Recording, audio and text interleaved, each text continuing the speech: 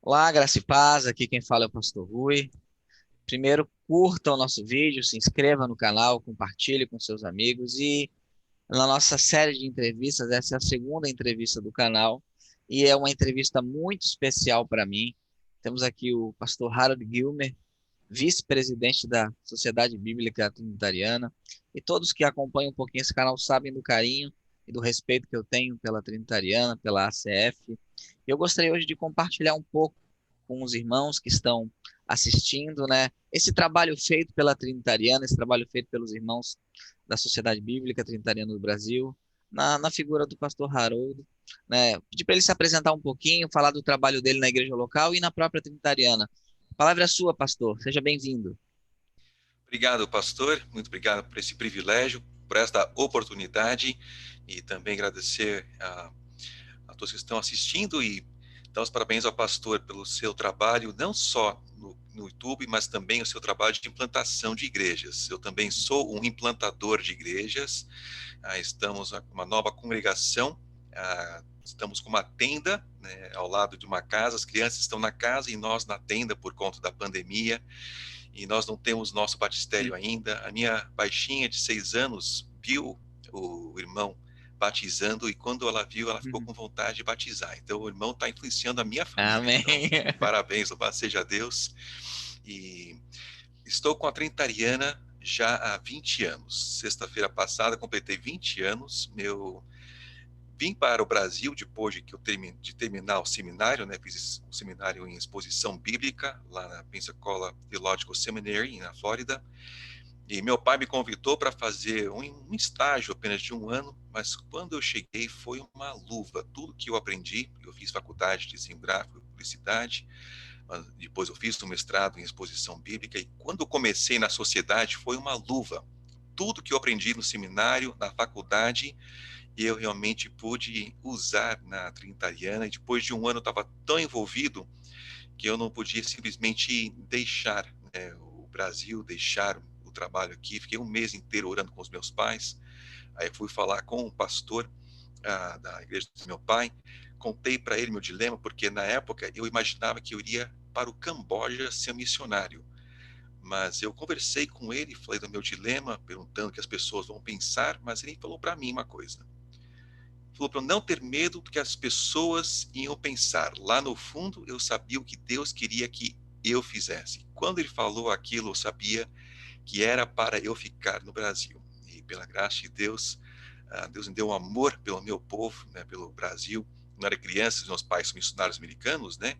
Mas quando eu era criança, minha mãe falava comigo em inglês e eu respondia em português. Não fala comigo em inglês, fala em português. Em inglês, fala em português. Não sou americano, não sou brasileiro. Então, minha esposa é brasileira. Deus deu amor pelo Brasil. Estou há 20 anos já na Trinitariana e realmente o amor só aumenta cada vez mais. Amém. Interessante que o pastor falou do trabalho de plantação, né? Que o pastor tinha a intenção de ser missionário. Uma coisa que eu observo na Trinitariana, eu gostaria que o pastor confirmasse, é que para trabalhar nas comissões, nas altas funções, né, a, de tradução, as questões executivas, existe um apreço para que sejam pessoas atuantes no reino de Deus. Não basta só a capacidade acadêmica, é isso, pastor? Sim, exatamente. O lado espiritual é muito importante. Então, até para trabalhar, a pessoa precisa ser realmente uma pessoa salva no Senhor Jesus Cristo, fiel na sua igreja. E o nosso editor-chefe lá em Londres, o diretor-editor, Jonathan Arnold, por exemplo, além de ser o diretor editorial, e ele está nesse momento, né, tem mais de 40 projetos de tradução, revisão embaixo, né, da sua supervisão. Ele também é pastor, então ele pastoreia e também cuida de todo o trabalho da Trinitariana. Então são pastores, são professores, mas o cunho espiritual é indiscutível, precisa ter esse lado também, porque é um ministério. Nós temos que enxergar a Trinitariana pelo que ela é um ministério. Nós temos uma declaração doutrinária. É isso que nos distingue das outras sociedades bíblicas, né? Desde a nossa fundação, lá em 1831, esse ano a Trinitariana completa, né, 190 anos, para a graça de Deus, e começou Por quê? A Sociedade Bíblica Britânica Estrangeira, aquela da menininha Mary Jones, né, que deu início àquela Sociedade Bíblica, eles não tinham uma declaração doutrinária. E os irmãos que estavam lá dentro disseram: nós precisamos ter uma declaração doutrinária. Também precisamos publicar apenas a palavra fiel. Naquela época, a palavra fiel é aquela que tinha sido traduzida do grego do hebraico, que continham não os apócrifos. No caso, queriam apenas a Bíblia fiel, direto do grego do hebraico, sem os apócrifos, né? Mas na reunião, naquele ano de maio de 1831, tiveram uma discussão de 6 horas e chegaram à conclusão de que aquela sociedade bíblica, a britânica e a estrangeira, não era uma organização religiosa, portanto, não tinha que ter uma declaração doutrinária. Aí o grupo saiu e em 7 de dezembro daquele ano, cerca de 2.000 pessoas se reuniram e formaram a Trinitariana. Cantaram, oraram, mas também estabeleceram o objetivo principal, que é o quê? A glória de Deus e a salvação dos homens mediante a propagação das sagradas escrituras, que são inspiradas de Deus, por Deus e podem fazer os homens sábios para a salvação pela fé que há em Cristo Jesus. Então, não é para nós uma empresa, é um ministério. E nós temos o objetivo, que é a salvação dos homens, é a glória de Deus. Tanto que o Wikipédia, né, se você tentar entrar no site do Wikipédia, tentar entrar no site da Trinitariana, nós fomos excluídos, porque nos acusam de ser uma organização proselitista. Então, é uma honra poder ser chamado isso. Amém, amém. E isso que o pastor falou é bem interessante. O início da Trinitariana, estava aqui, era a próxima pergunta, porque a Sociedade Bíblica, antes de se formar a Trinitariana, continha unitários, né, que negavam a Trindade. E na minha época de seminário, eu tive alguns professores que nem frequentavam a igreja, uma igreja local também, quando eu fiz seminário, né? E a gente observa, algumas vezes as pessoas acham que somente a capacidade intelectual é necessária para ensinar pastores ou para traduzir a escritura. E eu verifico na Trinitariana que vocês veem isso como um ministério, veem isso realmente como uma obra que Deus comissionou a vocês, né? E eu estava vendo no site da Trinitariana em espanhol, né?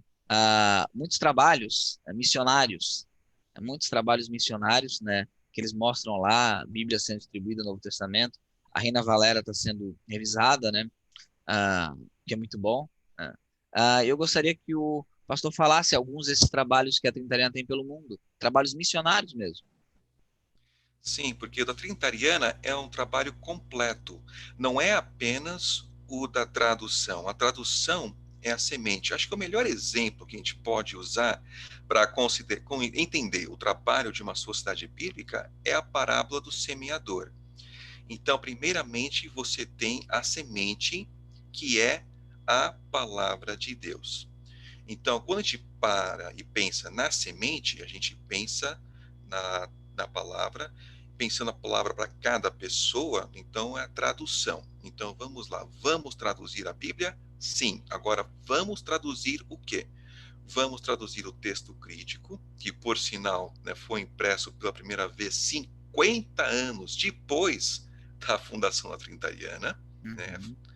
Vamos traduzir um texto crítico, ou vamos usar o texto recebido, o texto tradicional, o texto que foi usado pelos reformadores, e nós podemos pegar as mensagens dos pais da igreja, os primeiros pastores que vieram depois dos apóstolos, podemos, né, recriar um texto, e o texto que a gente reconstrói é esse, o texto antioquino. Esse texto que foi usado pelos pais da igreja, que foi usado pela igreja depois da conversão do imperador romano até a reforma, né? Esse texto que foi usado depois, né, até os dias de hoje. Vamos traduzir esse texto ou crítico? Então, nós convenhamos, vamos traduzir aquilo que foi usado pela igreja. E como que vamos traduzir? Vamos usar a tradução dinâmica, ou uma paráfrase, ou vamos usar uma tradução formal, que realmente busca traduzir cada palavra do original por conta da nossa doutrina, né, que cremos na inspiração plenária e verbal das Sagradas Escrituras. Então, vamos traduzir pela tradução formal, como os formadores fizeram, traduzir cada palavra do original, buscando a melhor palavra, né, que reflita aquela palavra na língua receptora. Então, isso é verdade portuguesa e todas as línguas que a Trintariana tem um trabalho de revisão ou tradução nesse momento. Perfeito. Então, nós temos a semente. E agora? Vamos publicá-la. Então, a primeira coisa são coisas para distribuição. Então, você tem Novos Testamentos, você tem porções bíblicas, você tem folhetos, você tem muitos ministérios que fazem o trabalho de semeadura. Então, nós, além da nossa parte em semear a palavra, também temos muitos parceiros que nos ajudam em semear a palavra de Deus ao redor do mundo. Aí você tem aquela pessoa que se converte, ela precisa da sua primeira Bíblia. Então, aí onde entram as Bíblias capas duras, etc. A primeira Bíblia, geralmente, a pessoa ganha. E nós trabalhamos com ministérios que dão, né, a primeira Bíblia para uma pessoa quando ela aceita ao Senhor Jesus Cristo. Então, nós temos Bíblias para essas pessoas também. Mas as pessoas, elas crescem, né? Crescem no Senhor, elas envelhecem e elas querem a sua Bíblia. Então, nós temos feito um trabalho pensando em cada pessoa. Então, eu não enxergo mais uma capa ou uma Bíblia, eu enxergo pessoas. Então, tudo que nós fazemos na publicação de Bíblias, eu faço pensando em alguém. Então, eu penso, por exemplo, na minha filhinha, penso na minha esposa, no meu filho, na minha igreja. Quando a pessoa chega, né, ela se firma, eu busco dar uma Bíblia que é a cara da pessoa. Então, tudo que nós fazemos, pensamos em cada fase da vida e em cada pessoa que vai estar usando aquela Bíblia, que possa, né, abraçar e falar, essa é a minha Bíblia. E as pessoas também querem doar. Ela tem um tio, tem um vizinho e quer ter uma Bíblia que é a cara daquela pessoa. Então, nós temos Bíblias para essas pessoas também. Então, nós temos semente para o semeador, nós temos aquela Bíblia para aquele que aceitou a Cristo, e também, à medida que vão crescendo, tem a Bíblia para ela, e para ela poder também presentear e semear a palavra. Então, o trabalho completo que nós temos na sociedade. Desde os Novos Testamentos, os Salmos, ficou muito bonitinho, né? Eu estava vendo no site, a nossa igreja agora, uma irmã comprou mais 5 Bíblias para os visitantes, né? Da Trinitariana, letra grande, 12,50, tá bem barato. Depois os nossos inscritos podem ir lá no site, tá 12,50, letra grande, capa bonita, tradicional, Bíblia Sagrada, e ainda ganhamos, né? Mas aí você pode comprar para ajudar a Trinitariana, isso daqui, ó. É R$ 2 no site. É ótimo, toda a liderança da igreja vai ler. Vou botar para toda a liderança da Sim, igreja vai ler. sim. E se alguém não tem esse livreto, né, pode mandar uma mensagem, né, manda o seu endereço e nós vamos mandar gratuitamente esse livreto para você. E nós fazemos questão, porque realmente esse livreto que o irmão mostrou realmente é uma história da transmissão do texto bíblico, é sucinto, mas é riquíssimo. Pastor, tem informações nesse livrinho que tem toda a informação bibliográfica também, que não são passados nem nos seminários. A informação que eu passei dos pais da igreja, por exemplo, está nesse livrinho, na página 24, onde mostra as citações dos pais da igreja e como se reconstrói o Novo Testamento. Que um dos pilares do texto crítico é que nenhum pai da igreja citou o texto antioquino. Que é Isso mentira. é uma mentira. A história está ao nosso favor. É Sim. um dos pilares do texto crítico. E quando você quebra esse pilar, a restante da casa cai, né? Eu, Porque eu estava lendo o livro do Irineu de Leão contra as heresias. Aí quando ele vai citar a Bíblia, ele vai citando a Bíblia ao longo do livro. Eu pensei, ele está lendo a CF? Ele está lendo a CF? Não é possível, né? E já que a gente entrou nesse tema, e esse livro aqui é muito bom mesmo, recomendadíssimo, porque o texto recebido ele vai concordar com os lecionários, com as versões antigas e com os pais. A Trinitariana tem algo que a distingue das outras casas publicadoras, das outras editoras. A exclusividade do texto tradicional, seja o maçorético, do Antigo Testamento, e o texto recepto do Novo Testamento. Estava conversando com algumas pessoas sobre isso, que não são adeptas do texto receptus, ou são majoritarianos, né? Esse texto majoritário que surgiu agora em 1982, né, que não é o texto majoritário de verdade, que é o texto recebido, ah, ou são favoráveis ao texto crítico, e todos eles concordaram, na opinião deles, que nós não temos ainda uma Bíblia 100% pronta, que a Bíblia ela pode sofrer mudanças, mutações, e eu tenho algo para a minha vida. Se um conceito teológico eu não posso falar na igreja, é porque esse conceito talvez não seja bíblico, né? Se eu não posso dizer na minha igreja que a Bíblia pode sofrer mutações, é porque talvez isso não seja bíblico. E a Trinitariana ela tem uma ênfase muito forte que nós não precisamos descobrir o texto, nós Sim, precisamos traduzir o texto. O texto sim, foi preservado, não só inspirado. Eu queria que o senhor discorresse dessa ênfase que a Trinitariana dá sobre a preservação do texto, da palavra de Deus, utilizando o texto massorético e o texto recebido, em contraste com outras editoras. Por exemplo, só o Neste Aland já são 30 edições de um texto grego e toda vez muda, né? Eu queria que o senhor falasse um pouco sobre essa segurança, que eu sei que a ACF de hoje será a ACF daqui a 50 anos. Claro, vai ter mudança de arcaísmo, a língua ela muda, só que eu sei que metade do versículo não vai faltar. Queria que o senhor falasse sobre isso aos nossos inscritos. sim. No nosso site tem nos artigos, tem que são 10 questões doutrinárias, o que a Bíblia fala sobre si. É um mini curso em bibliologia. Recomendo que os irmãos depois entrem no nosso site, no biblias.com.br, e entram lá nos artigos em questões doutrinárias, o que a Bíblia fala sobre si. Então, a palavra de Deus, nós vemos primeiramente que Deus preparou os homens, Deus preparou os autores humanos. Por exemplo, Paulo falou que ele foi chamado estando no ventre da sua mãe. Jeremias, a mesma coisa. Deus preparou os homens para receberem a sua palavra. Então nós vemos preparação, nós vemos depois revelação, que é Deus dando informação. Então Deus deu a a informação aos homens, e isso foi então escrito. O ato de escrever é que é inspiração. Toda a escritura é divinamente inspirada e proveitosa para ensinar, para repreender, para corrigir em justiça. Então, o foco, o alvo da inspiração não é o homem, é a palavra, toda a escritura, toda a grafe, vem no grego, né? Tudo grafia, tudo que foi escrito foi dado pelo sopro de Deus. Então, o que foi revelado foi escrito, e o que foi escrito foi preservado. Então, revelação, inspiração são doutrinas gêmeas, mas elas não têm nenhuma valentia sem a preservação. E aí entra inerrância e infalibilidade, porque o que hoje muitos fazem, muitas declarações doutrinárias, eles fazem aquilo que o professor B.B. Warfield introduziu lá atrás, em 1800 e pouco, né, no final do século XIX, 1800 e pouquinho.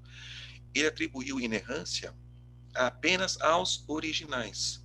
Então, muitos dizem que sim, nós cremos na inerrância, cremos na infalibilidade nos originais. Depois eles viram a cara e falam, mas nós não temos os originais, né? E pela porta do fundo, eles abrem a porta para dizer que inerrância e infalibilidade se reserve apenas aos originais, e com isso acabam expulsando pela porta da frente a autoridade da palavra de Sim. Deus.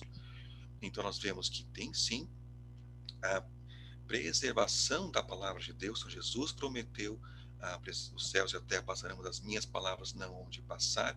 Isso tem o peso das suas palavras sendo cumpridas, mas tem também o peso da palavra ser eterna, condizendo com o que Isaías 40 diz, e Pedro cita Isaías dizendo que a palavra de Deus é eterna, ela dura eternamente.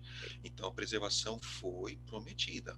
E nós vemos então a doutrina da inerrância, da infalibilidade, nós Essa temos o questão dos cânon. originais, pastor, é, é meio que um animismo. Eles falam que o manuscrito original é inspirado, só que o que é inspirado não é o papel, é o texto. Se o Sim, texto foi copiado de maneira correta, é um texto inspirado. Quando Paulo, o texto que o senhor citou, Paulo fala a Timóteo que para ele se concentrar na escritura, que ele sabia desde pequeno, ele está citando ali o Antigo Testamento. Ele não tinha o original de Moisés, mas ele tinha uma cópia exatamente. correta. Então, isso é um pouco do animismo O original, o papel é inspirado, mas o papel é papel, né? É o texto que está no papel que é inspirado.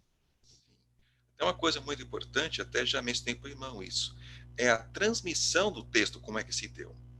A transmissão não foi oral. Uhum. Eu vi de um seminário de ciências bíblicas Eu participei de um que deles, e do fizeram, não sei se telefone sem fizeram fio, isso com o fizeram. pastor, a transmissão não foi oral. Uma vez que Jó foi escrito, a transmissão foi escrita.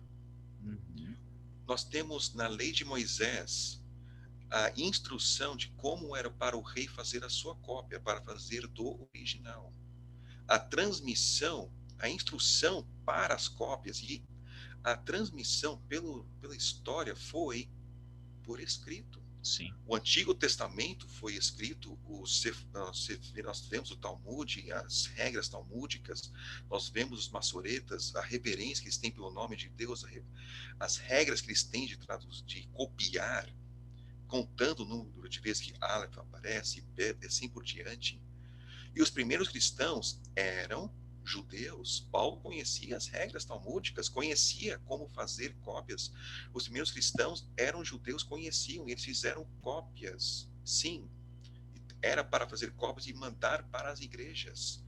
E nós vemos Irineu falando no seu livro, no primeiro século, contra as heresias, e falou que os hereges, ao invés de usar uma caneta, usavam canivete.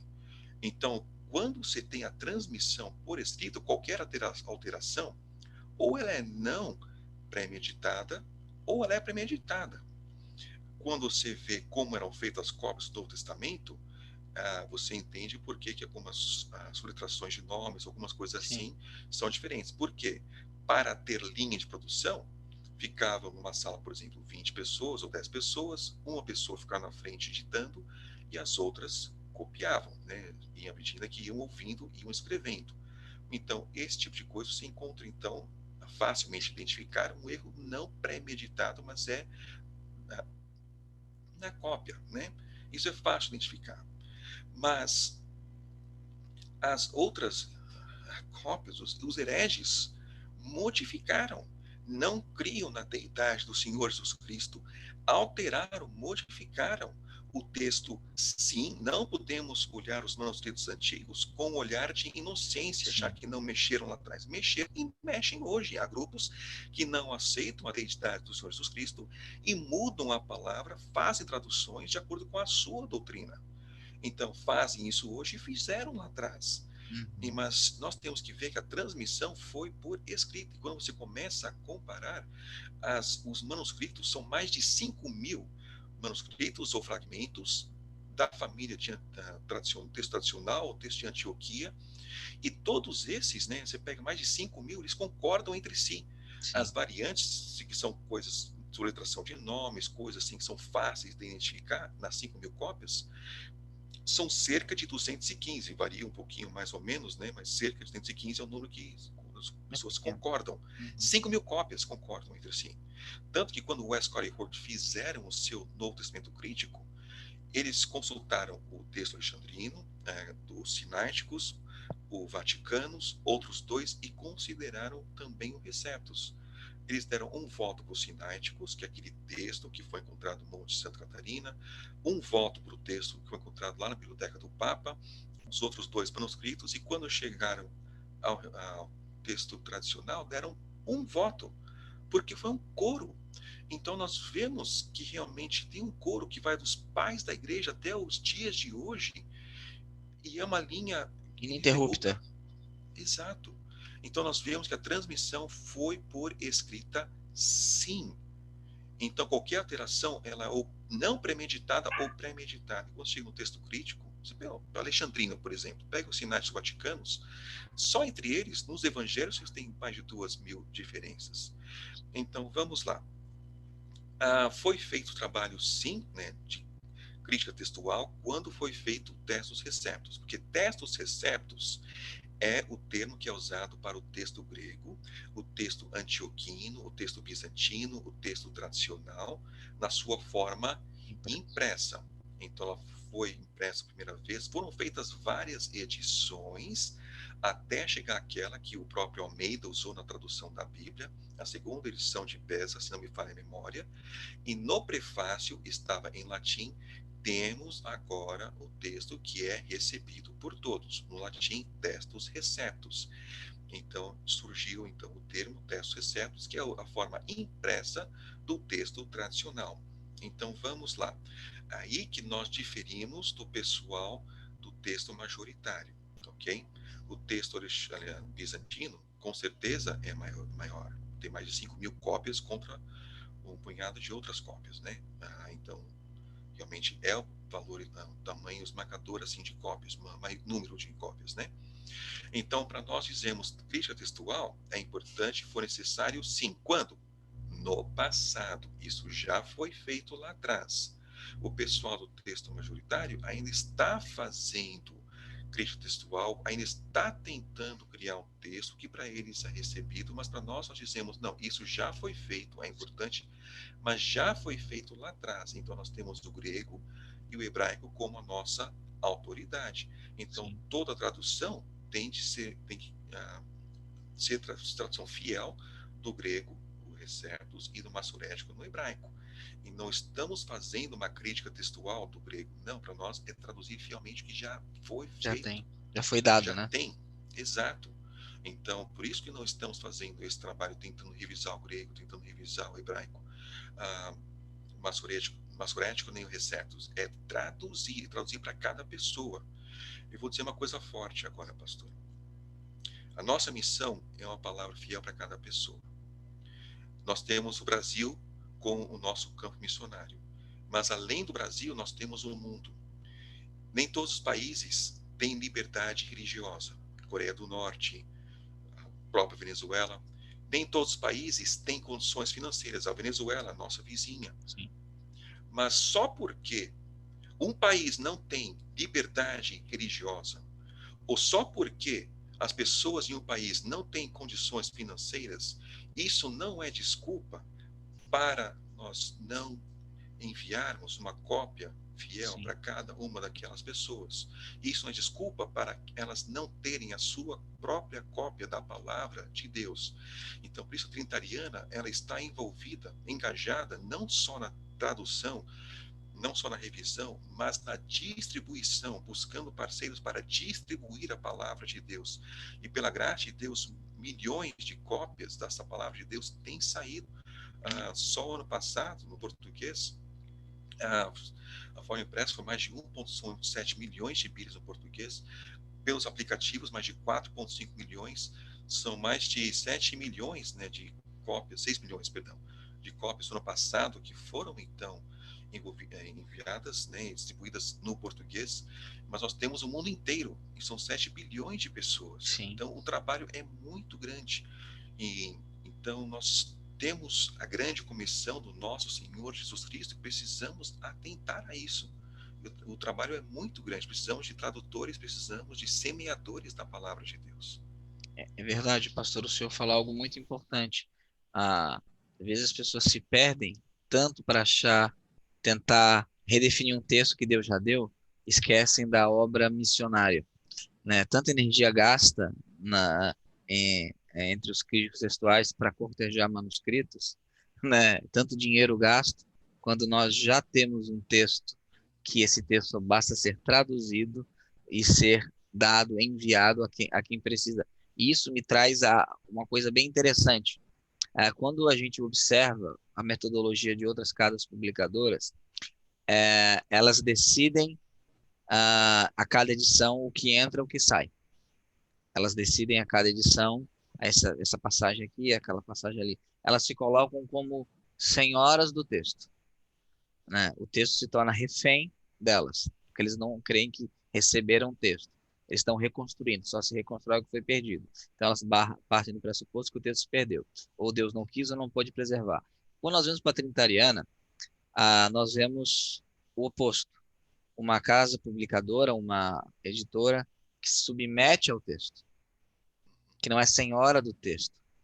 E ao invés de cortejar manuscritos que não vão mudar em nada, uma vez eu lancei esse desafio tanto aos majoritarianos como ao pessoal do texto crítico.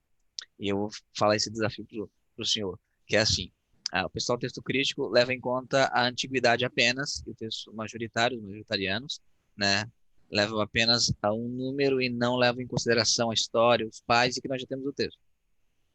Aí, se eles entrassem numa caverna, um majoritariano, e achassem 18 mil manuscritos dizendo o seguinte: no princípio era o verbo estava com Deus e de modo nenhum era Deus. Eles teriam coragem de mudar a Bíblia? Ou, no caso de alguém que defende o texto crítico, o texto eclético, entrasse numa caverna e achasse um texto do século II, dizendo a mesma coisa: no princípio era o verbo estava com Deus e o verbo de modo nenhum era Deus. Eles mudariam a Bíblia? A resposta foi: a gente tem que estar aberto às evidências. Eu creio que isso tem matado um pouco a missão das sociedades bíblicas, que elas não foram fundadas para definir o texto, elas foram fundadas para traduzir o texto e ajudar na expansão do evangelho. Foi assim que foi feito nos séculos anteriores, né, os séculos logo após a Reforma. João Ferreira de Almeida era um missionário traduzindo a Bíblia, né? E eu queria falar sobre isso com o senhor, essa ideia missiológica da Trinitariana. Ah, Quais são os desafios e os projetos que a Trinitariana tem para o nosso país e também o resto do mundo, os mais de 40 ah, projetos de tradução, de revisão que a Trinitariana tem pelo mundo. Pastor, nós temos uma missão. Nós temos o objetivo principal, que eu já falei para o irmão, e nós temos uma missão. Então, primeiro vem a missão. A nossa missão é uma cópia da palavra fiel para cada pessoa. Toda pessoa precisa da sua cópia fiel da palavra de Deus. Então, é a nossa missão, isso tem nos guiado. Então, nós temos realmente buscado semear a palavra. A semeadura tem aumentado muito pela graça de Deus nos últimos anos. Então, nós temos realmente essa visão essa missão, perdão, realmente de colocar uma cópia fiel na mão de cada pessoa. E então, esse é o nosso primeiro ponto. Pode ser, pastor, que um dia nós vamos completar a nossa missão. Pode ser que um dia todo brasileiro vai ter a sua cópia, ou no aplicativo, no celular, ou uma cópia impressa, mas é alcançável, é factível. Pode chegar um dia que todo brasileiro vai ter a sua cópia da CF na sua mão. Então a nossa missão vai ser completa, mas o nosso objetivo vai estar só começando. Por quê? O objetivo principal é a glória de Deus e a salvação dos homens. Aí onde entra, por exemplo, a ilustração de Filipe com o eunuco. O eunuco tinha a sua cópia das escrituras. Interessante, ele estava lendo uma cópia, mas a cópia foi chamada de escritura. Era Ele inspirada. estava lendo a sua cópia das escrituras, e o Espírito Santo enviou Filipe e chegou ao lado dele, e Filipe perguntou o quê? Entendes tu o que lês? E ele diz: como entenderei se alguém não me ensinar? Aí, só dar uma parênteses aqui, pastor. Uma das coisas que está sendo ignorado em nossos dias, pelas sociedades bíblicas que fazem as traduções modernas e tal, é a necessidade da palavra de Deus de ser ensinada. Paulo falou, né, as coisas que recebestes, confia a homens fiéis que poderão ensinar a outros. E nós temos que Filipe teve de abrir a escritura e explicar para ele, e teve de mostrar Jesus para ele. Então, o nosso objetivo principal é a salvação dos homens. E isso é responder a pergunta: entendes tu o que lês? Então, depois que a nossa missão estiver completada, nós temos nosso objetivo principal, que estará apenas começando. Então, é um trabalho que não vai parar tão cedo. Precisa continuar até o retorno, a volta do nosso Senhor Jesus Cristo. Amém. Temos aqui, para não tomar muito tempo do pastor, a gente tem aqui algumas, duas perguntas, na verdade, três perguntas, né, que sempre fazem para mim em relação à CF. Eu vou repassar ao pastor, mas antes é uma pergunta minha, né? A questão do evolucionismo textual, como a teoria da evolução entrou no texto, na concepção de tradução. das sociedades bíblicas, né? Porque então tínhamos um texto estático, como a criação, como nós acreditamos, um texto pronto, e a partir do século XIX houve-se uma crença que o texto foi mudando com os séculos, foi evoluindo até tomar sua forma final. Eu queria que o senhor discorresse sobre isso. O senhor até foi um dos primeiros a me alertar sobre isso. Estou sorrindo que uns 4 anos atrás eu estive numa conferência dos Gideões e no jantar eu sentei ao lado do Dr. Rudy Zimmer, que é o executivo da SBP, e naquele momento ele estava servindo também como presidente das Sociedades Bíblicas Unidas, que é a sociedade bíblica que imprime o texto crítico, né? Uhum. Então, compartilhei uma coisa com o Dr. Rudy Zimmer aquela noite e eu quero compartilhar com os irmãos agora. Eu compartilhei para ele que quando o Westcott e Hort estavam fazendo o seu trabalho, foi um dos dois, Hort ou Westcott, aos 24 anos, rejeitou o texto recebido e foi buscar o original. Então, enquanto estavam fazendo o seu trabalho de pesquisa, foi quando Darwin lançou o seu livro, em 24 de novembro de 1859. Eu tenho a carta, foi um dos dois que escreveu uma carta para um dos seus colegas, e ele falou, né, que ele leu Darwin, que todos deveriam ter orgulho de ser contemporâneos com Darwin, e que provavelmente na sua geração não teriam resposta para Darwin. Então, nós encontramos a resposta para Darwin em Gênesis 1:1. Só que nós encontramos uma coisa na cristandade que Agostinho fez, né? Agostinho disse que o relato da criação era apenas alegórico. E o próprio Agostinho falou que quando tinha um conflito, né, entre a Bíblia e a ciência, que a ciência deve prevalecer sobre a Bíblia. Agostinho fez e falou isso.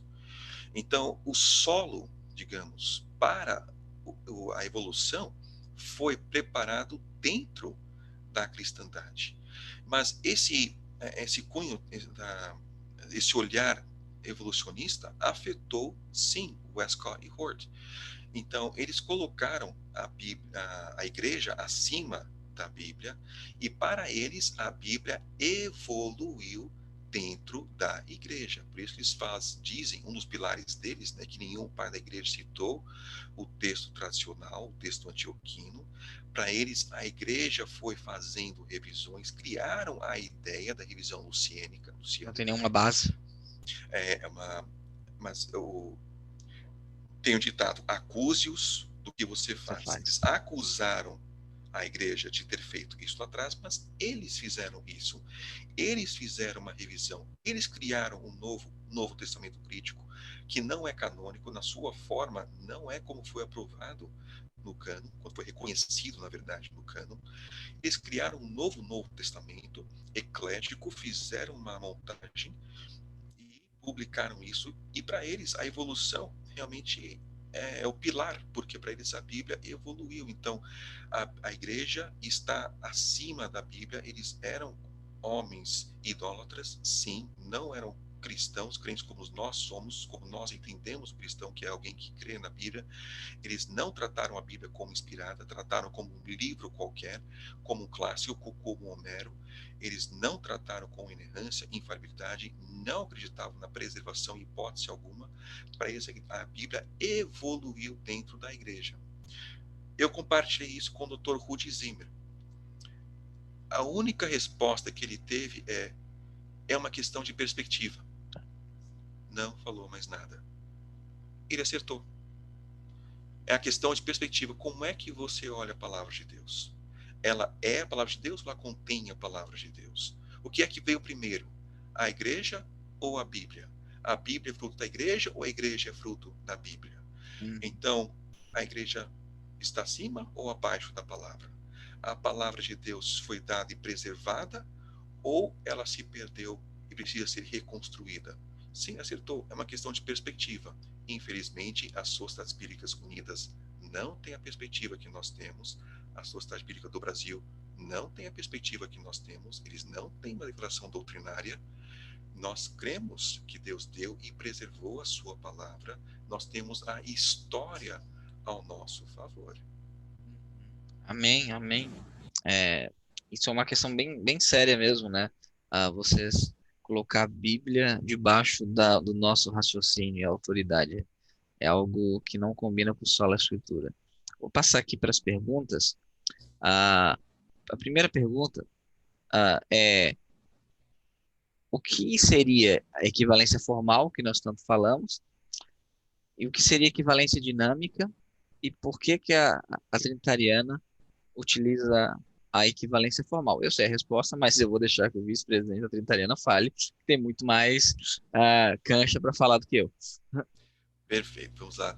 Tradução formal, ela se define assim: é o mais literal possível, mas o mais livre ou necessário.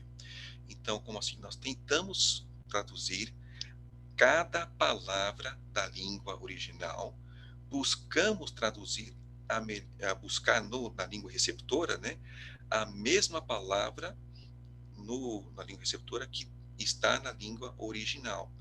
Então, é muito mais difícil fazer esse tipo de tradução do que uma tradução dinâmica. Usamos, por exemplo, palavras em itálicos. Então, quando é necessário para dar o sentido, né, ligar as palavras, colocamos, e os reformadores fizeram isso, né, colocaram palavras em itálicos para mostrar que aquela palavra não se encontra no original, mas o sentido está lá, ou é necessária para completar. Então, não é uma tradução ao pé da letra, é uma tradução formal, buscamos traduzir a melhor palavra na língua receptora, buscando sim os melhores sentidos, né, citando palavras itálicas que não se encontram no original. Usamos esse método porque cremos na inspiração plenária e verbal. Então, o que mais traduz esse pensamento, esse tipo de tradução é da boca de Deus para a boca do homem. Tradução dinâmica, eles se autodizem que para dizer, da mente de Deus para a mente dos homens. Não tem preocupação com as palavras, é só com o pensamento. Então, aí o tradutor tenta traduzir o pensamento da melhor forma possível, mas o pior exemplo que eu já ouvi disso é o que aconteceu na Papua Nova Guiné, em uma tradução que fizeram lá, em que quando foram traduzir Jesus, o Cordeiro de Deus. Ah, lá eles não têm cordeiro e o animal sagrado é o porco. Sim, você pode imaginar como fizeram a tradução. Era melhor explicar o que Então que era cordeiro. é uma aberração. Você tem que mostra a foto, mostra uma figura, desenha. Isso é um cordeiro, Jesus é isso, esse é o animal sagrado. Você não pode traduzir dessa forma que fizeram. É o pior exemplo que eu conheço. Então eles não se preocupam com as palavras, porque não tem, né, inspiração plenária e verbal como base, como nós temos. A penúltima pergunta, não é uma pergunta, mas é um esclarecimento. Eu escuto de alguns irmãos, eu não concordo, mas que a ACF ela é difícil e arcaica. Eu sempre falo que a ACF foi atualizada em 2011, foi tirado muito arcaísmo, mas alguns irmãos dizem que a ACF é uma linguagem difícil de ler, né? Eu já fiz um vídeo aqui no canal, que vocês observem, mostrando que a ACF é mais fácil que a atualizada, né? Tem um vídeo lá mostrando, né? Fui descobrir que era enxúndia fazendo vídeo, que é gordura, não sabia, tá na atualizada isso, enxúndia, né? Queria que o senhor falasse sobre isso, que eu acho mais um meio que um golpe de marketing dos outros. Ó, a CF é difícil, a CF é difícil. A pessoa, deve ser difícil mesmo. Queria que o senhor falasse sobre isso. Sim, com certeza. É, nós buscamos traduzir, né, cada palavra e a melhor palavra na língua portuguesa. Ah, nós pensamos na leitura em uníssono, na igreja também. Mas a CF tem uma coisa, a última revisão, por exemplo, foi feita em 2011, buscamos retirar, sim, os arcaísmos, nós buscamos colocar, né, a melhor palavra no português, né, mas nós não fazemos a tradução paráfrase, nós não tomamos a liberdade que outras traduções fazem.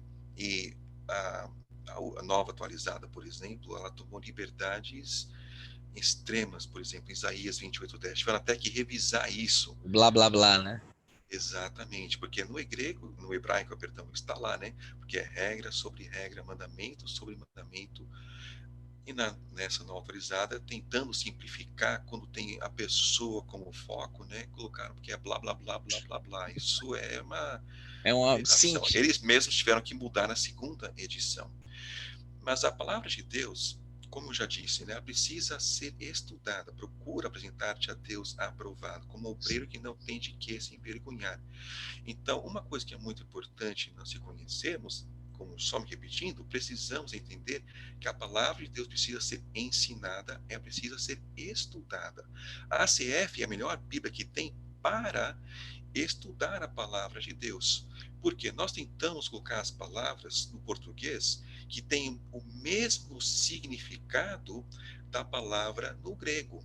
Então, quando fizemos a revisão, por exemplo, da CF em 2011, e as pessoas nos trouxeram sugestões, né, para as palavras arcaicas, nós não fomos só no dicionário ou buscamos uma palavra parecida. Nós tivemos a preocupação de olhar no grego, olhar no hebraico e ver o significado da palavra. Então, buscamos uma palavra no português que tinha o mesmo significado daquela palavra. Agora, tem uma palavra que foi nos sugerida trocar, que nós não pudemos trocar por causa do significado, que está lá em Provérbios, que é cerrar os lábios. Pessoalmente, quando eu vi, eu pensei que fosse um espanholismo, porque no espanhol, né, sim. cere la puerta, né, feche a porta. Só que quando nós fomos estudar a palavra, nós vemos que nós mandamos nosso revisor lá em Israel, que estuda na Hebrew University, né, e explicou que aquela palavra em particular no hebraico significa fechar fortemente, pressionar um lábio contra o outro. Quando fomos olhar no dicionário a definição da palavra cerrar, nós vimos que é fechar fortemente, pressionar um lábio contra o outro. Então não é só fechar os lábios, é cerrar, pressionar fortemente. Então nós não pudemos colocar fechar, tivemos que manter a palavra cerrar por causa do significado da palavra que bate com o significado da palavra em hebraico. Então, ela é fácil de ler, sim. Sim. A pessoa pode ler, pode entender, tanto que ela é usada na alfabetização pela Bíblia. Nós temos um trabalho muito lindo com o pastor Gilberto Estevão, em que nossa Bíblia é usada para alfabetizar na nossa igreja, na primeira igreja que eu ajudei a começar, 2 irmãos que aceitaram a Cristo. Eles aprenderam a ler e escrever na nossa igreja com a ACF, e hoje eles foram, né, os 2 primeiros diáconos da nossa igreja, e um deles hoje até é um empresário, mas Ah, só. aprenderam a ler e escrever na ACF, era usada Amém. para ensinar a ler e escrever. Então, ela tem um duplo cunho, ela, assim, ela é fácil e ela também é profunda. É Então, se a reverente também. pessoa é reverente e profunda, então a pessoa quer estudar, ela pode pegar um dicionário, um bom dicionário, e vai ver que as palavras no português batem com as palavras no léxico em grego e no hebraico. Porque nós temos essa preocupação de buscar a melhor palavra que bata não só na tradução, mas também no significado, para a pessoa poder se aprofundar. Amém. E tem um glossário atrás da CF, né? É só abrir lá. Ó, não é, eu não acho difícil, sinceramente, não acho mesmo, né? A última pergunta aqui, né? Algumas traduções como a NVI, elas não têm a coma joanina, 1 João 5:7. E elas têm um comentáriozinho colocando dúvida em Marcos 16, do 9 ao 20. A NAA também já não tem a coma joanina. Aquela Bíblia da Juerp, né? Aí é do meu time, né? Os batistas brasileiros, que tem aquela Almeida de acordo com os melhores manuscritos, também não tem a coma joanina. E a, a CF, ela mantém tanto Marcos 16, 9 ao 20, como a coma joanina. E a pergunta que sempre é feita, também já tem vídeo no canal sobre isso, né? Tem vídeo de 1 hora e pouco que eu demonstro a superioridade do texto recebido. Só, eu não sei qual é o minuto que tá, então a pessoa que quiser ver vai ter que ver o vídeo inteiro para ver, né? Mas por que que a Trinitariana mantém esses 2 textos que as sociedades bíblicas modernas se coçam para tirar? Ainda não tiraram o Marco 16, se bem que a BTX, agora a Bíblia Textual, já não tem Marcos 16, 9 ao 20, né? Mas a Coma, algumas já tiraram há um bom tempo. Por que que a Trinitariana mantém? É a última pergunta, pastor, prometo. Perfeito. Vamos começar por Marcos, interessante. Quando se fala melhores textos, né, é bem enganosa esse termo, melhores textos.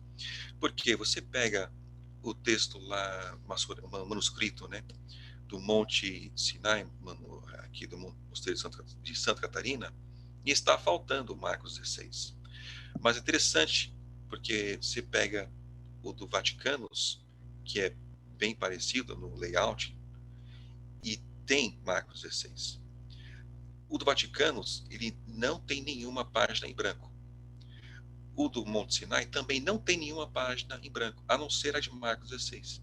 Tem um espaço certinho de onde os últimos 9 versículos de Marcos 16 deveriam estar. Está faltando apenas naquele manuscrito. Quando o Escorial fizeram seu texto crítico, por exemplo. Mas lançaram dúvida por causa de um manuscrito, por causa daquele do Mosteiro de Santa Catarina. Então, quando falam melhores textos, eles estão falando da aparência física, não estão falando do texto nele contido. Sim. Então, nós temos Marcos 16 usado, sim, em todos os outros manuscritos. Mas por causa daquele, eles lançam dúvida. Mas está 618 lá, manuscritos, está em Marcos 16 completo. Só 4, sim, 3 que não tá. exato. E está lá, sim. E se você não tem o final de Marcos, você tem um Cristo que não foi ressurreto. É. Mas ele foi. Então, quanto a Coma Joanina, é interessante, né? Eles falam, a Erasmus ele colocou, né, no depois. É interessante, né? Ele não foi o primeiro, mas os outros todos mantiveram, né, as outras revisões que foram feitas, todas mantiveram. E eu tenho um livro, a história do uso da Coma Joanina através dos séculos. Nós temos Cirineu citando realmente João 5, 7, e eu tenho cada século todos os manuscritos que citaram. É um livro dessa grossura, mostrando cada século quais os manuscritos que citaram a citação da Coma Joanina. É um livro caríssimo. Eu paguei, quando estava no seminário, $20, que eu estudei lá fora, né? $20 nesse livro. Hoje, em real, ia dar meu carro, basicamente. Um pastor, né, quis emprestar, aí eu fui comprar uma cópia para ele. Eu encontrei o mesmo livro, só que estava $720. Vixe, aí é com o câmbio que tá. Não, eu não emprestei o livro, não, mas. Então, mostra que foi usado, sim, através do século, sim. Deus citou esse versículo, ele não foi retirado pelas outras revisões que foram feitas, e realmente tem um versículo que fala mais da triunidade de Deus do que esse. E nós vemos que os hereges, eles atacaram, sim, a triunidade de Deus, Sim. e até hoje atacam, né? Mas está lá, sim, Amém. estava e continua. E vai continuar até o Amém. Jesus voltar.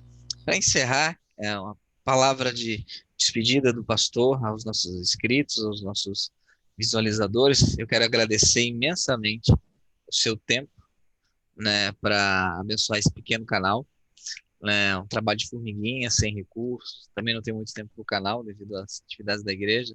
É o meu hobby, né, o meu hobby. E eu agradeço muito ao alguém da sua história, da história da sua família, que tantos têm lutado pela defesa, pela preservação do texto bíblico em nosso solo. E eu sou muito feliz e agradecido a Deus de ter a oportunidade de ter conhecido o irmão, né? O irmão ter lido meu livreto, o meu humilde livreto em defesa sobre a excelência da CF, né? Fiz mais como só para dar um alerta aos irmãos, algo bem leigo mesmo. Queria que o pastor desse uma palavra de despedida aos nossos inscritos, né? Fica à vontade, pastor. Primeiramente, agradecer e pedir que os irmãos orem por esse ministério, orem pelo pastor Rui, né, pelo seu trabalho de plantação de igrejas também. Amém. Ore por esse ministério, não só no Brasil, mas no mundo. Seja um semeador da palavra de Deus. Realmente, nossa igreja, eu estou incentivando os nossos a serem semeadores da palavra. Influencie o seu mundo, impacte o seu mundo com a palavra de Deus e seja um mantenedor também. O nosso trabalho é um trabalho de amor, então eu não recebo pelo que eu faço pela Trinitariana, eu sou um missionário, então sou mantido por igrejas. Eu pessoalmente sou um mantenedor da Trintariana também. Então, realmente, que os irmãos sejam mantenedores dessa obra também, em suas orações, em suas ofertas, sim, porque nós temos uma missão e temos um objetivo, e precisamos dos irmãos para que realmente a palavra de Deus seja semeada ao redor do mundo.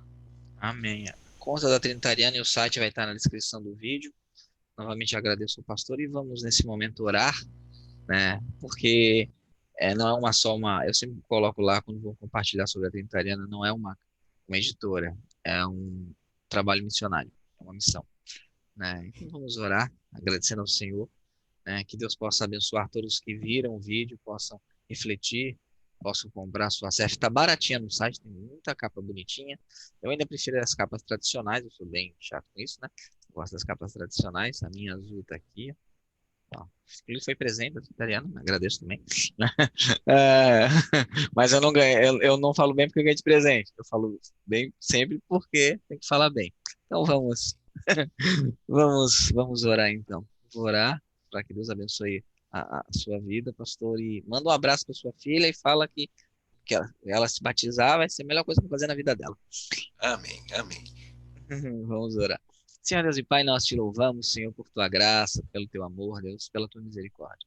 Abençoa, Senhor, pastor Harold, Deus, pastor Thomas, Senhor, e toda a equipe que trabalha na Sociedade Bíblica Trinitariana, Deus, todos os projetos envolvidos, Deus, Senhor Deus possa estar dando a capacitação provinda do Teu Espírito Santo para que ela continue, Deus, em nosso território, em nosso país e floresça, Deus, e cada dia mais e mais pessoas usem a Bíblia, Deus, da Reforma, a Bíblia fiel, a Bíblia que foi feita por pessoas cristãs que creem, Deus, na preservação de cada palavra, de cada traço, de cada tio que se encontra na Tua palavra, Senhor. Abençoa, Deus, a igreja local do pastor Harold, Pai, que o Senhor possa capacitá-lo em seu ministério, abençoa sua família, Deus, abençoa, Deus, enfim, Deus, todos aqueles que estão escutando, que estão vendo, Deus, e que nós possamos a cada dia mais amar mais a Tua palavra.